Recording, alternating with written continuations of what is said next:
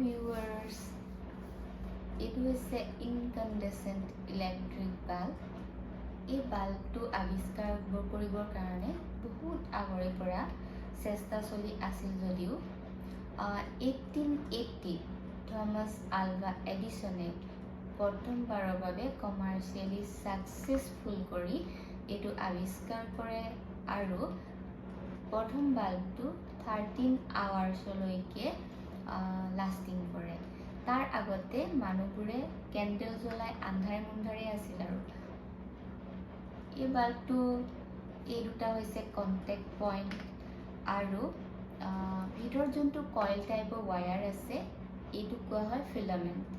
এইটোক আচলতে যেতিয়া বেয়া হয় এই ৱায়াৰডাল ছিঙি যায় আমি ফিউজ যোৱা বুলি কওঁ। আচলতে এইটো ফিউজ নহয়, এইটো ফিলামেণ্ট বুলি কোৱা হয়। আৰু এইটো টাংষ্টেন মেটেলৰ বনোৱা হৈছে। টাংষ্টেন মেটেলটোৰ ৰেজিষ্টেঞ্চ বহুত বেছি আৰু ইয়াৰ মেল্টিং পইণ্টটো বহুত বেছি। 3000 ডিগ্ৰী চেণ্টিগ্ৰেডৰ ওপৰত গৰম হ'লেহে মেল্ট হয় আৰু ৰেজিষ্টেঞ্চ বহুত বেছি কাৰণে যেতিয়া কাৰেণ্ট ফ্ল' কৰিব তেতিয়া গৰম হৈ যায় আৰু গৰম হোৱাৰ বাবেই আমি পোহৰ পাওঁ, গ্ল' কৰে গৰম হ'লে আৰু সেইকাৰণে ইনকানডেচেণ্ট বুলি কোৱা হয়। এই বাল্বটো বনাবৰ কাৰণে প্ৰথমে ফিলামেণ্টটো ইউজ কৰিছিলে প্লেটিনামৰ আৰু এই প্লেটিনামটো হৈছে বহুত এক্সপেঞ্চিভ মেটেল, অৰ্নামেণ্টেল মেটেল হয়। তো সেইবাবে এইটো মানে এফৰ্ডেবল নহয় হোৱা নাছিলে আৰু তেনেধৰণে 1880 থমাছ আলভা এডিছনে এইটো এটা carbon coated bamboo element use কৰিছিলে যোনটো বাল্ব 13 আৱাৰ্ছলৈকে লাষ্টিং কৰিছিলে। আৰু সেই ছাকচেছ হোৱাৰ আগতে থমাছ আলভা এডিছনে প্ৰায় 10,000 বাৰ বেলেগ বেলেগ তেওঁ ফিলামেণ্ট ব্যৱহাৰ কৰিছিলে আৰু তেনেকৈ তেওঁ ইমপ্ৰুভ কৰি কৰি গৈ আছিলে ফিলামেণ্টটো। তেনেধৰণে 1906 এজন হাংগেৰীৰ ইনভেণ্টৰে প্ৰথম টাংষ্টেন ফিলামেণ্ট ইউজ কৰে আৰু এতিয়াও আমি টাংষ্টেন ফিলামেণ্টেই ইউজ কৰোঁ।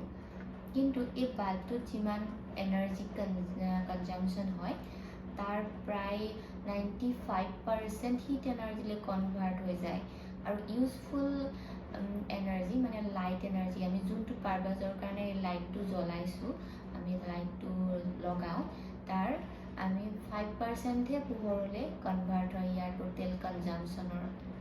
আৰু সেইকাৰণে আজিকালি আমি LED বাল্ব ইউজ কৰোঁ। এটা 40 ৱাটৰ ইনকানডেচেণ্ট বাল্বে যিমান পোহৰ দিব এটা 4 ৱাটৰ LED বাল্বে সিমান পোহৰ দিয়ে আৰু এটা 60 ৱাটৰ ইনকানডেচেণ্ট বাল্বে যিমান পোহৰ দিয়ে 6 ৱাটৰ এটা LED বাল্বে সিমান পোহৰ দিয়ে। LED বাল্বটো হ'ল কি, LED মানে হৈছে লাইট এমিটিং ডায়ড।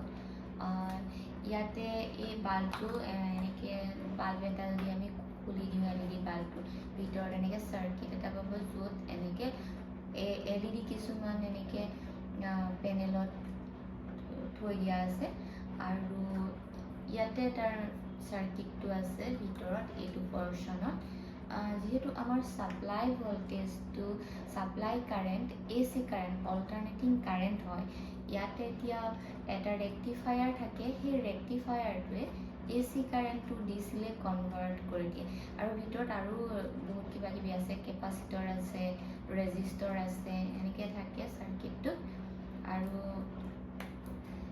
এইটো বাল্বে এটা মানে 4 ৱাটৰ এটা বাল্বে 40 ৱাটৰ এটা ইনকানডেচেণ্ট বাল্ব ৰিপ্লেচ কৰিব পাৰে। এনাৰ্জি কনজামশ্যন বহুত কম হয়, তো সেইকাৰণে আজিকালি সকলোৱে LED বাল্বে ইউজ কৰে। আৰু ইয়াতে আপুনি এতিয়া আপোনাৰ ৰুমত কিমান ৱাটৰ বাল্ব লগাব সেইটোৰ কাৰণে আমাক আচলতে কিমান পোহৰ লাগে সেই পোহৰটো কেলকুলেট কৰিবৰ কাৰণে ইলুমিনেশ্যন গাইডলাইন আছে, ইণ্টাৰনেশ্যনেল ইলুমিনেশ্যন গাইডলাইন। তাতে কিছুমান আমাৰ টাস্ক ৰুম, বেডৰুম, কিটচেন এইবোৰত আমি কাম কৰোঁ, টাস্ক ৰুম হয়। এইবোৰত আমাৰ ভিজিবিলিটিৰ কাৰণে 70 to 80 লুমেন লাগে পাৰ স্কুৱাৰ ফিট। পোহৰটো আমি লুমেনত জোখোঁ, লুমেন। আৰু বেডৰুম, লিভিং ৰুম এইবোৰত 10 to 20 লুমেন লাগে পাৰ স্কুৱাৰ ফিট। তেনেকৈ ৰুমৰ চাইজটো উলিয়াই টোটেল কিমান লুমেন লাগে এজ পাৰ ৰিকুৱাৰমেণ্ট আপোনালোকে বাল্ব কিনিব পাৰে। আৰু LED বাল্বটো পেকেটটোৰ ওপৰত লিখা থাকে ই টোটেল কিমান লুমেন লাইট দিয়ে। তো তেনেকৈ as per room size, as per requirement এনেকৈ আপোনালোকে LED বাল্বটো কিনিব। Thank U.